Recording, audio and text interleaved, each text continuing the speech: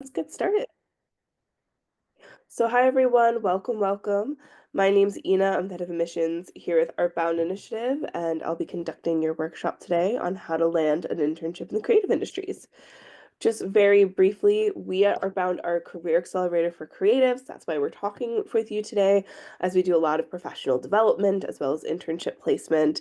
And we've placed over 1,000 interns internationally, so we know what's working and what's not working to find and secure these amazing opportunities. So today we're going to be focusing on how to land an internship in the creative industries. If you're watching the recording, this is a great time to pause and to grab something to take notes with. If you're not watching the recording, if you're here live, also great time to just quickly grab notes while I introduce myself, something that you can take notes with. All right.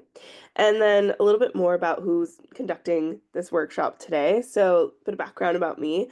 I actually did the Artbound Initiative program about back in 2017, 2018, and I got placed with a gallery in Berlin, and I'm still living in Berlin to this day because I got hired by the gallery I was placed with.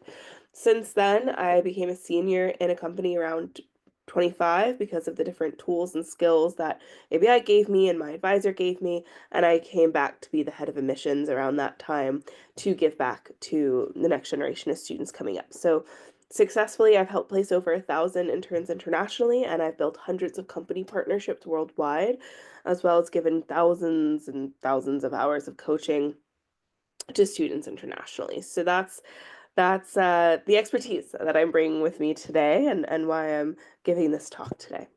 So today we're really going to go over how to access some of these really highly insular industries and the best practices to land an opportunity. As I mentioned, we're going to have a Q&A at the end, so if you're thinking of questions, you can pop them in the chat and I'll answer them at the end. We're going to go through the full presentation and then a little bit about Artbound and then follow up with that Q&A. So first, I'm a numbers girl, right? So I really love numbers. So we actually did a survey from our company partners and we asked them like, how are you finding interns? Where are they coming from? Overwhelmingly, 58.2%, so almost 60%, right, said that they're getting interns through inner networks and referrals. Okay, so that means someone's family member, friend works within the company that they're applying to, or they were referred by a teacher or by companies like ours, or they were referred by someone who works there, right? So inner network or referral. Don't worry, not all is lost, not all is going by referrals and networks. There are about 29.1% of people who are getting internships through online job applications, right? So that's the other highest one. So that would be there's a posting online and you apply for it. Lesser, so we're not going to really cover it today, is recruiting agencies and cold applications. Like I said, these numbers are so small that we won't really focus on that today, but I do want to draw your attention to one word that's going to be really important in business for you. So whenever you see cold application or cold email, that means it's an unsolicited email or application, right? So a cold application would mean there's no job posting, you just send an email with your information. Whereas an online job posting, that's an invitation to connect with them. A cold email might mean you have no connections with the company and you shoot them an email anyway. Okay, so like I said, we're going to focus on internet networks and referrals and online job postings today, but I didn't want to explain that term. So what now? Okay, so I mean, the facts that we're looking at that I'm seeing is the creative fields can be really all about who you know. I see that again and again, especially coupled with the rise of AI and how it's rapidly changing the industry landscapes. We are seeing that it's becoming more competitive than ever. And I'm not saying that to dismay you. I'm not saying that to make you think this is unattainable. Actually, quite the opposite. It's more now, how do we create a strategy? How do we, really look at job seeking in a way that's going to be lucrative for us? And there's kind of two key strategies for this. One, it's become part of that percentage of applicants who are recruited through connections and referrals. And two, it's become a more competitive job seeker by using your time wisely. Okay. And so let's dive in. So the first thing, we're going to focus on is applying online.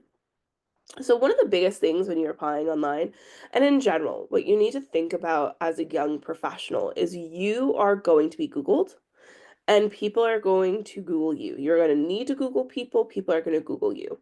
If you Google your name right now, what comes up?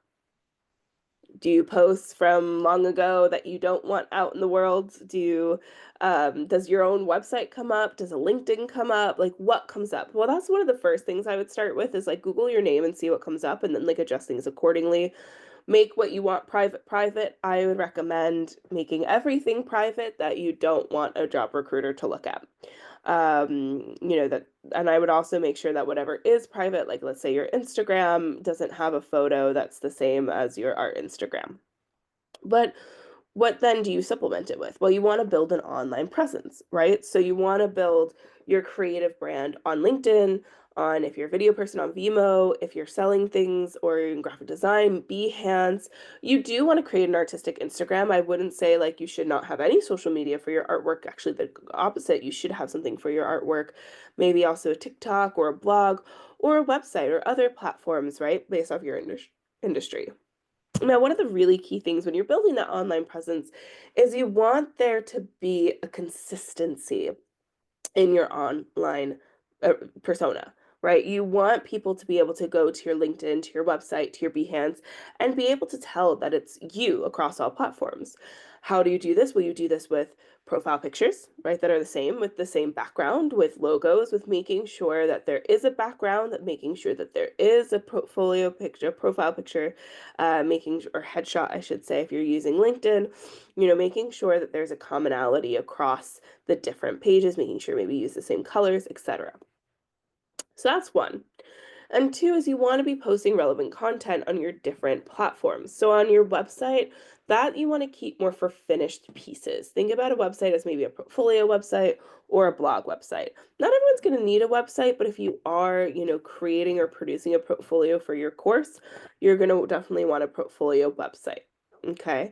Now, when we say posting consistent or relevant content on, let's say, your artistic Instagram, your artistic Instagram is for beyond just your final pieces. I would actually say more so, and this is actually a direct quote from a senior recruiter we work with a lot, Tim Young, and he says that when he's looking at artistic Instagrams, he's looking to better understand the artistic identity and way of thinking and viewing the world artistically of that applicant. So what does that mean? It means, let's say you see a really cool piece of graffiti and maybe take a photo of that and add that to your Instagram. Maybe you see a really cool logo or top like a font type if you're a designer, or a really cool piece of art. You go to an exhibition you love, or you find something like a funny meme that brings out your personality. Like those are all things you can have in your artistic Instagram that like I wouldn't recommend having on your website, right? And then LinkedIn. LinkedIn is the one that everyone gets really overwhelmed by, but I want to break that down for you really simply. So LinkedIn is a place where you want to put your relevant job experience.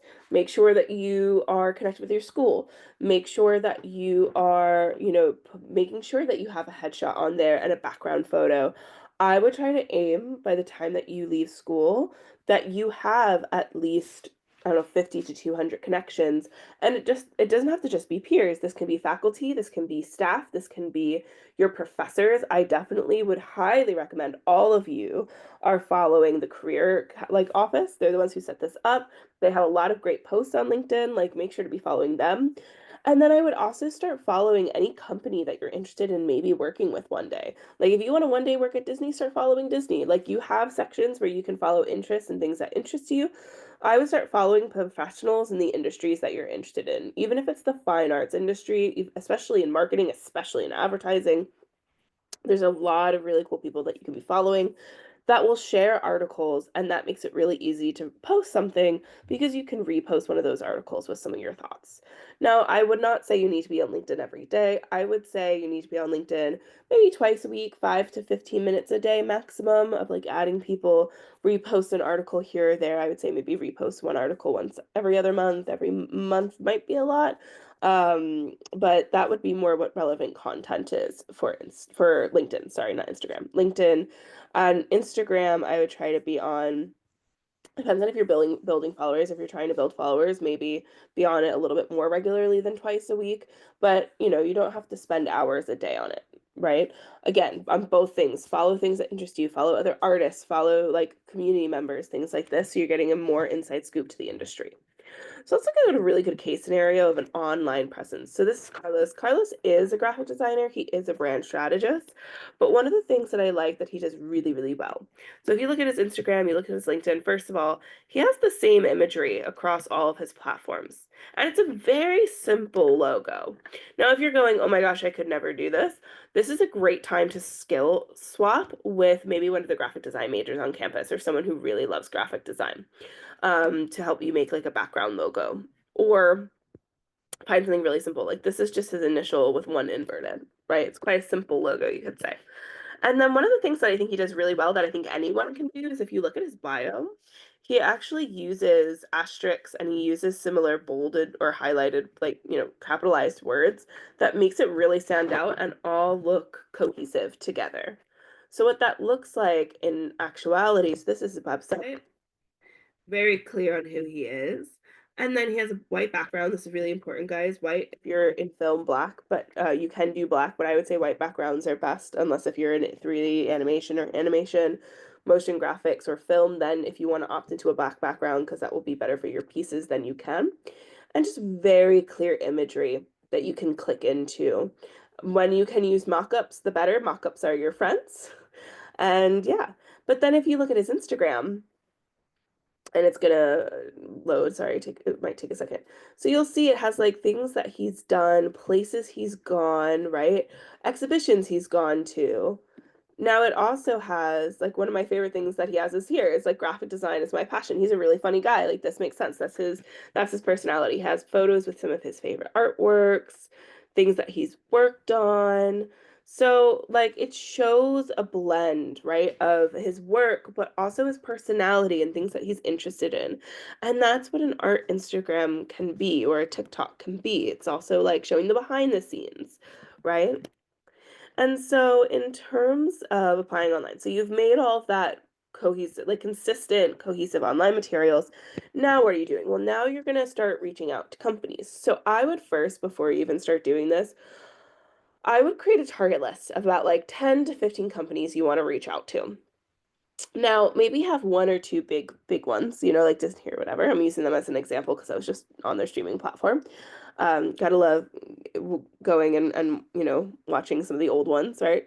And then you want to find those small boutique agencies. It's a really good word for you all to know, whether you're in economics or marketing, etc.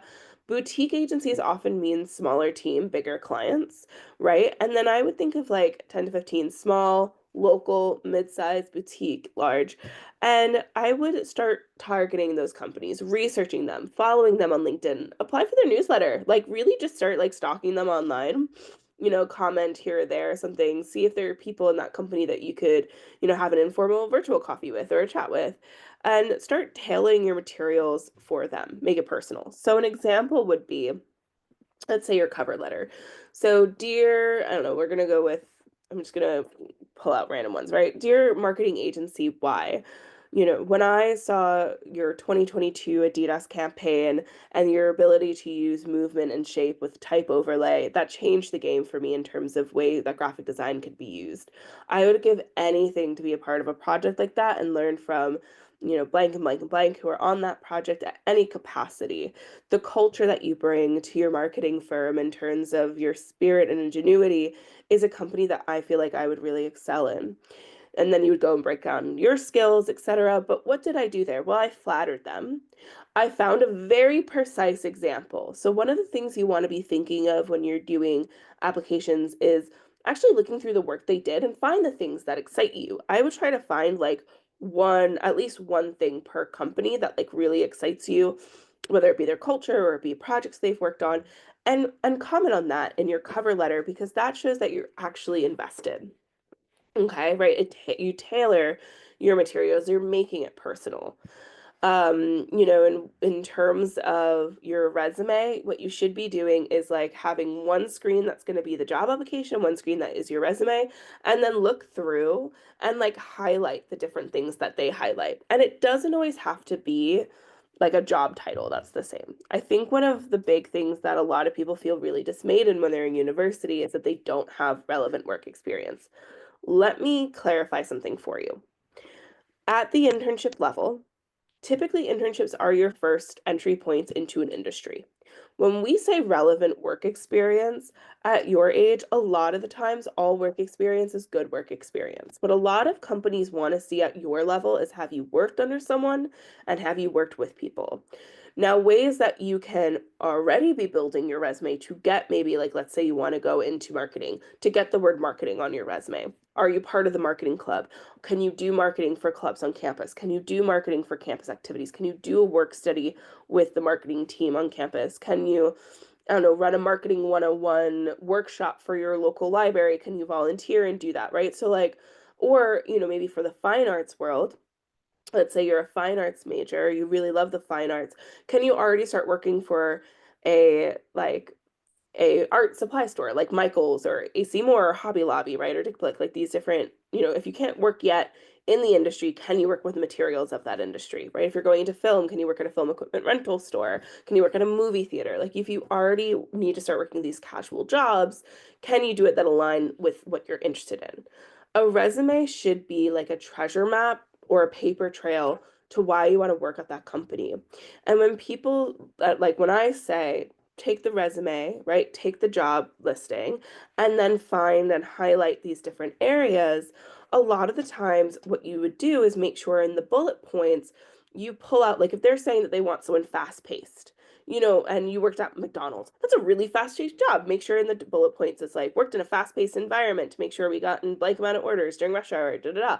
Like that shows you're going to be fast and on your feet, right? Whatever job you have had is good. Maybe if you've had a lot of jobs, then maybe narrow it down a little bit. But if you have only ever had like a job, try to get another one, I would say. And the biggest mistake though I see, so this is what not to do. This is not to do. I see a lot of students who don't have relevant experience. So they put their major and then maybe some student things they've done, and that's it. And then I talk to them and they're like, oh, I've worked at, I don't know, Wendy's or McDonald's, or I've worked at restaurants, or I've worked at, retail. That's still really important, right? So, I would say, like, if you're not sure what kind of career you want, dabble, play, join clubs, try different things out. Build up the foundation of soft skills, right? And of like technical skills to really allow you to pivot into different careers. Because the reality is you are going to probably have multiple different jobs in your career. That's more of what the industry is like, especially as a creative. You might want to try different things. And so the more you can build a foundation of like soft skills or and admin skills that you can transfer into every job, the better. The more you can build upon different technical skills, the better. If you don't know how to do a resume, if you don't know how to do a cover letter, guys, this is an amazing opportunity to connect with your career office. Again, they're putting on this workshop today. They're great. They really want to see you succeed. Or checking in with your writing lab if you're finding like your difficulty with writing. Now, a lot of you are going to be really tempted to use AI. This is how to and to not use AI. AI is a great tool to research different companies. Find like putting in ChatGPT, find me, 10 boutique agencies in, I don't know, your town, whatever. Great way to use it. Cross-reference that with Google, you'll find a lot of really great companies. Chef's kiss, perfect. Because it cuts through the ads, right? How not to use ChatGPT. Do not ask it to just write you a cover letter. It's we can tell, and I can tell you why we can tell. If you just put in, write me a cover letter for this company, when I tell you that it all reads the same, it all reads the same. Now, if you're struggling with like, scan this resume and scan this job posting and make sure I have the highlighted things, that could be good. I would take it to a human first. But like if you're doing this in the middle of the night and you want to get it in before 1 in the morning, I mean, sure, right? But I would not use it as the end all be all. Like whenever you're using AI, just know that it's an exchange and it's a back and forth. It's not a, write this for me or do this for me. You want to bring your human personality in on these different things. So like I have dyslexia and I work in 3 different languages. Like, will I use it for grammar and spelling? Yes, of course. It's a great added tool. Do I use it to write things for me from scratch? No. Do I use it to maybe show me examples? Sure. Do I let it write things for me from scratch? No. Okay. That being said, like if you do have a few different things on your resume, there's a lot of really good resume template sites that I also could say like are good. Like definitely using like a resume template, it's always a good idea. And if you can keep it to a page like double-sided, that's the best. Okay. And then, when it comes to contacting companies, always follow up. I would say, like, after submitting your application a week later, maybe send a thank you for reviewing, let me know if you have any other questions. Following up with recruiters, always being respectful, always saying thank you. It's all interconnected. Most recruiters will work for a firm for 2 years and then change firms. And so it's good to like kind of stay on everyone's nice side because a lot of the people might be reviewing your profile multiple times. So that's kind of the key tips with applying online. Now, when it comes to building a network from scratch, so we're going to go over like building your network, networking etiquette, how to stay in touch, and how to position yourself to be a strategic connection. I want to dismay what building a network or like creating connections is. Now, it does take a little bit of legwork, but there are ways to make this manageable within your day-to-day where it does not get overwhelming. So one of the first things to do to allow you to do that is to create a Google Sheet, right? Name, profession, workplace, contact info, data last meeting and email, their information, so professional information, maybe jobs they used to have, jobs they currently have, awards they've won, and socials. Okay. Before you even start researching more people, I want you to brainstorm all the different people you can put on that list to reach out to meet up with for coffees, referrals, jobs, etc., from your school, your circle, or associations. And we'll jump into that in a moment. And then I want you to research these people. Again, you're going to have to Google a lot of people. If you do have not looked at your professors' bios, your homework tonight is to look up all of your professors, look at their bios, and see where they've worked. Because to be a professor, you need to be like an expert in your field. And I guarantee you that you probably have people that you're learning from who have had career paths that you might want to imitate or have done things that you find exciting. And so when you're building this network from scratch, think of about 3 to 5 professors that you might be able to reach out to for a coffee. Not all of them are going to have the time to do that, right? But you want to think about 3 to 5 professors. I would say, like, ask your alumni office, talk to your alumni and see if there's any alum who've gone through your program who are open to mentorship, or also do a customized LinkedIn search. And I would make sure it's people who have graduated 5 to 10 years ago because they're going to be people who are a little bit more seniored in their career. They're not going to be juniors. But I would think of about like 10, write down about 10 to 15 alumni who you can reach out to. And now again, not everyone is going to have the time to connect. So, if out of those, 10 to 15 alumni, only one get back to you, that's fine, right? Just know networking is definitely, it's not a short game, it's definitely a long game. And I would even say it's a game at all. I think if you approach it like a game and you feel it like a game, people are going to feel that it's a game to you. The more genuine you can be in terms of like, actually having a kindness and a respect and a care approach to your networking while still being like, you know, um, clear in your ambition is what's going to be the best for you, right? So you want to also think about your own circle, friends, family, friends of family, right? Who does your like, I don't know, if you're at the Thanksgiving table, can you ask your aunts and uncles, hey, does anyone know anyone in I don't know, economics or blank industry that would be open to having an informal chat to discuss their careers? You also want to keep on this list your previous and current employers. They're going to be with some of your greatest champions, especially if you worked really hard for them. Turning around and being like, hey, like I'm currently looking to launch my career more in my area of studies. Like, do you know anyone in these industries? You'd be amazed at who people know. Don't forget, if people are older, they've built a network over the years and they might know people that aren't, you wouldn't even think they had connections to. Like, I was able to tour a gallery in Soho and see Andy Warhol paintings because I was talking with my mom's boss once when I dropped her off some coffee in the middle of upstate New York. And he knew a gallery person because he had asked me, like, oh, what do you want to do with your career? And he immediately introduced me with this gallery person. Like, it can really happen that easily, you guys. And then you also want to look at professional organizations, membership-based organizations, collectives, places where you can, like, have, sorry, I'm trying not to sneeze, you can have mentorship capabilities or, and the reason why you want to look at professional associations, membership-based organizations, collectives, is like, I'll give an example. If I'm reached out to from someone who's an alum of ABI, or who's part of an art collective that I'm a part of, even if I don't know them, I'm more likely to answer than if there's no connections. When you think of networking, you always want to try to find the point of connection. So when you're kind of going through these intros with people, it's always trying to find this point of connection. So let's give an example of like an email you would send to someone. So, dear Professor R, I had you in Drawing 101 my freshman year, and I have to say, your lessons on, how art is actually a translation of what we're seeing and not just a technique have really stuck with me.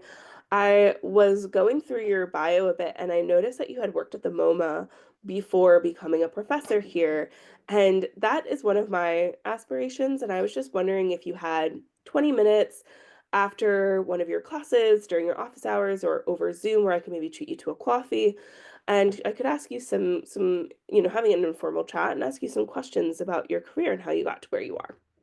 Let me know a time that works best for you. I know I'm free on these days, blah, blah, blah, blah, blah, blah. All right, so what did I do there? Because I had some really cool info here. So one, found the point of connection, right? You had them, you flattered them a bit, right? If this was an alumni, maybe it was like, hi, like I saw that you were also from my school, like, and then they like, go your mascot, like if they look like they're a sporty person, right? Or maybe they were part of the same club as you or same society. And I was wondering if you had like, time for a quick virtual coffee. I would love to ask you some questions about like what you did after you graduated and how you got to where you are in your career. And a lot of people want to talk about themselves. It's human nature, so you always want to keep it about them, right? Ask them about them. Can I ask you some informal questions? Can I ask you about your career?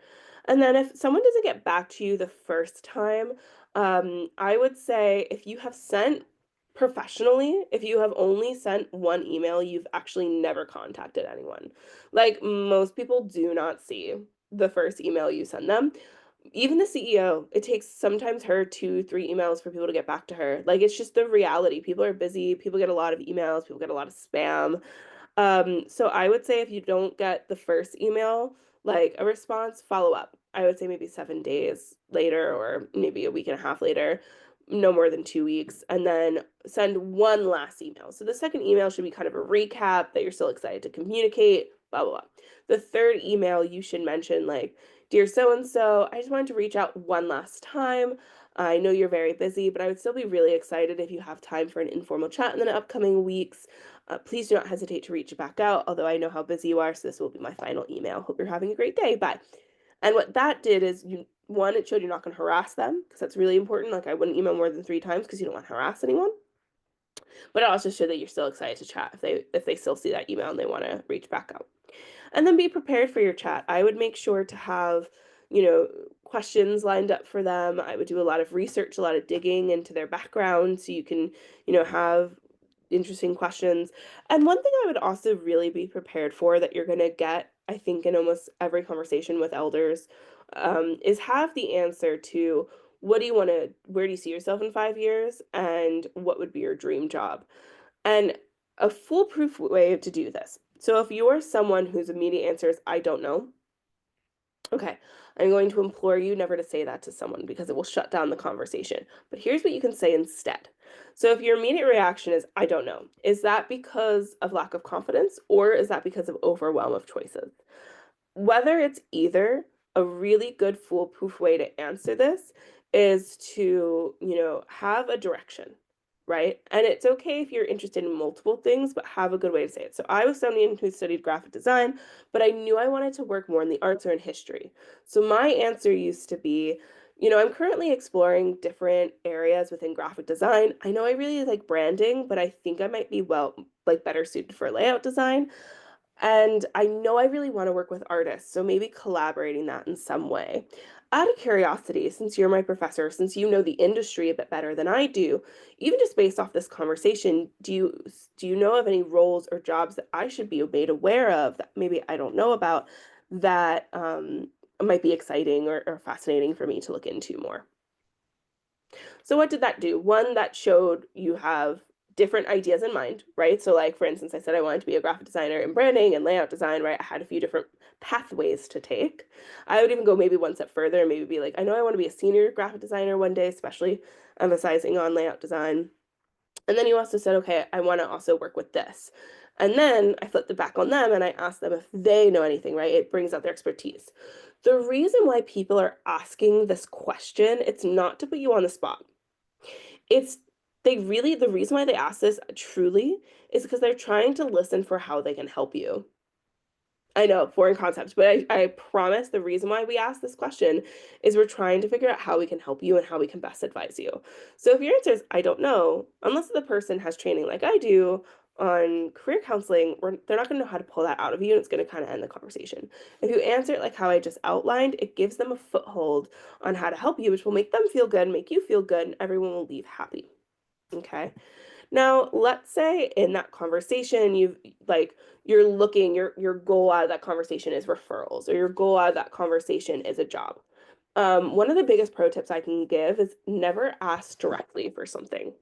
I know this is a weird concept. It took my neurodivergent brain to take a long time to get around this. But for instance, like instead of just being like, oh, out of curiosity, I'm looking for a job. Do you know of any jobs? That might put people off. I would maybe turn around and ask, like, out of curiosity, when you were leaving university, like, what were some of the tricks that you used, or what would you recommend for a university student right now to be doing in their job hunt? And then you can maybe lead in, like, actually, like, I'm looking right now, like, do you have any advice for me in particular?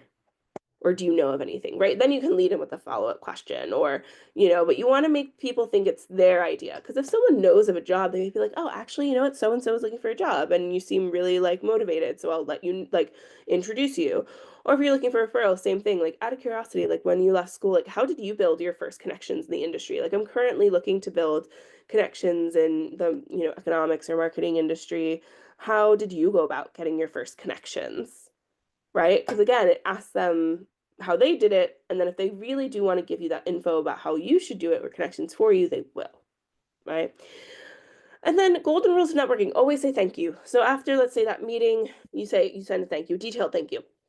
Let's say they did connect you with someone or a job, always send thank you, even if you didn't get the job, even if the connection, like always send thank you, right? Especially after you met with one of their connections, always send thank you. If they also introduce you to someone, always ask how you should make that introduction.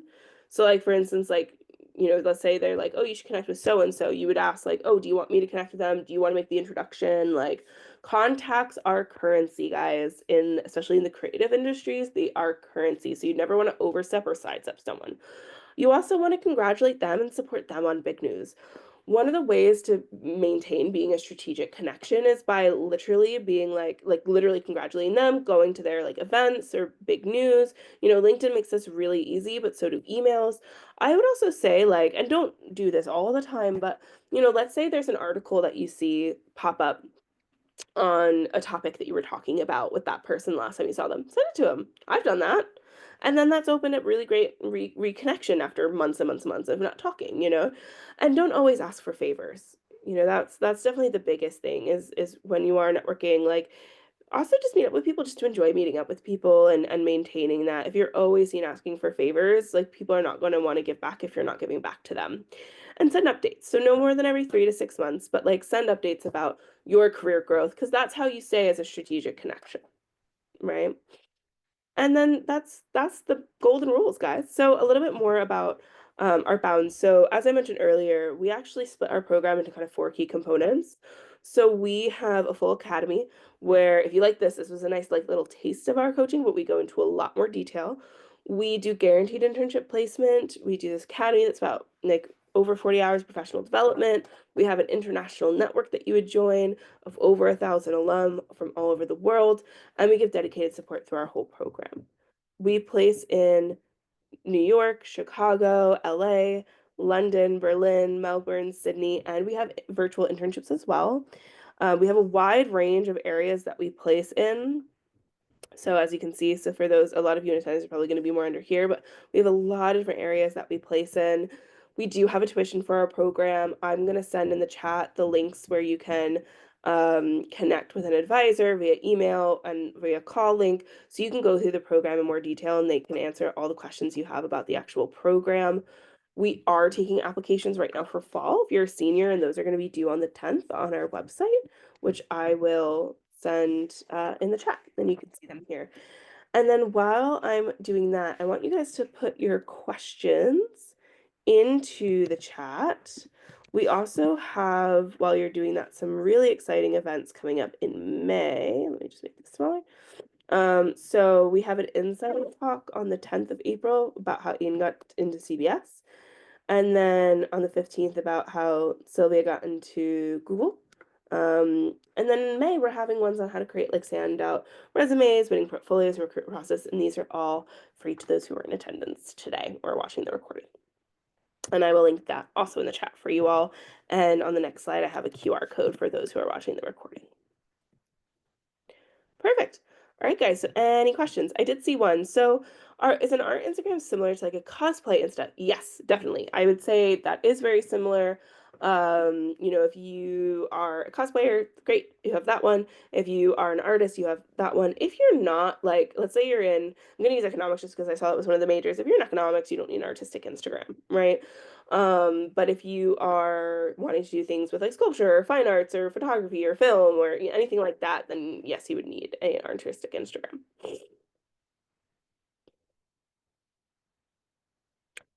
All right, guys, any other questions about anything we went over today? You can also, we're so small, you can unmute yourself if you would like, and ask your question audibly as well.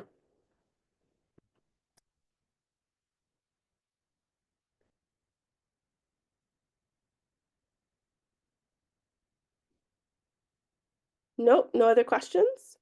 All right, well, if there's no other questions, guys, what is the likelihood of applying to a big company? Oh, so if you're applying I mean, it definitely doesn't hurt, right? I would make sure if you're applying to a big company, like if you're planning on applying to a big company after you graduate, start following them now.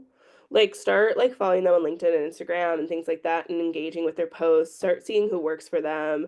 And like maybe like if there's a big company you want to work for one day, I would see if like you could reach out to like maybe some junior level staff or mid-level staff and being like people who are newer to the company and being like, hey, like I'm a current university student. I was wondering if you had like 15-20 minutes for a virtual coffee. I would love to have an informal chat with you of like how you got to work at this company. It's my dream company and I would just love to hear like what it's like and da da da. And then they might be really into that and then that might be a really good in for you when you do apply in the future.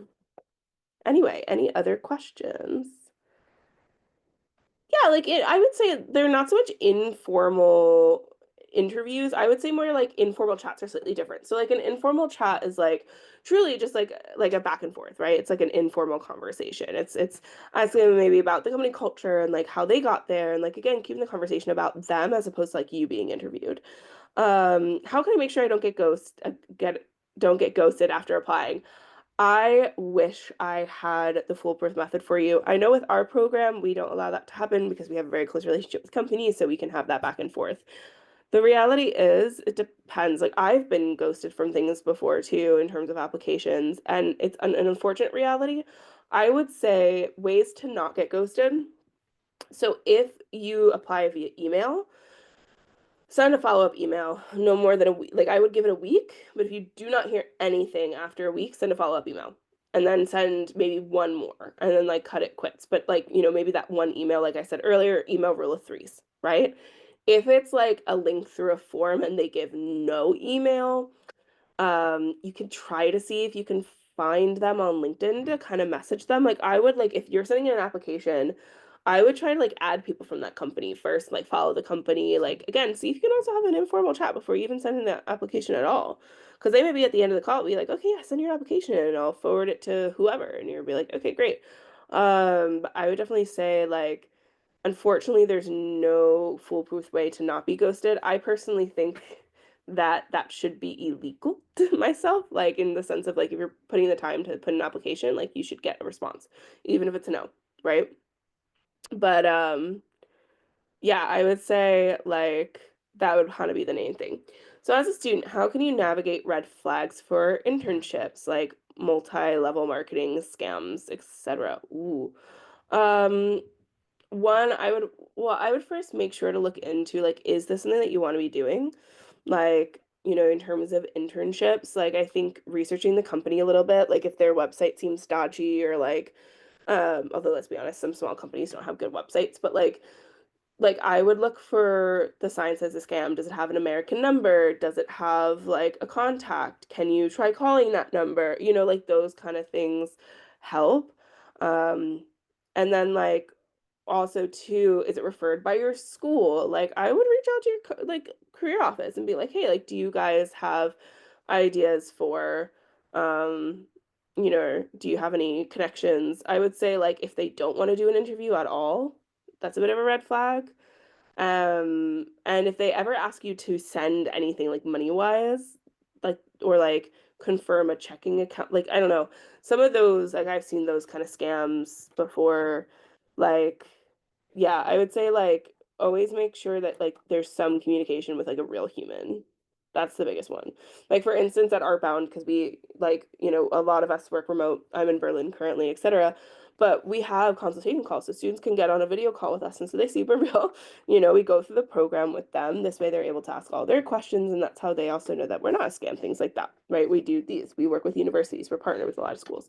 So I would say like trust your gut, and if your gut you can't tell, ask a trusted adult, ask a friend, ask an adultier adult. Like it's okay to like be like, hey, am I crazy or is this a scam? You know? So those are some other things. And then a really good way to like navigate like red flags would be like in the interview process, like, ask them like what does a typical day look like in your internship? Like, what are some of the hands-on experience opportunities I would get? Where are the learning opportunities I would get through your internship? Like those are some really great questions to kind of ask. And so you have a better understanding of what you're going to be doing. Any other questions?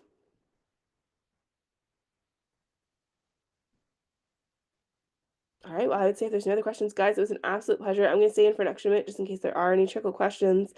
And until then, I hope you have a great rest of your day. Thanks, guys. Bye. Thank you.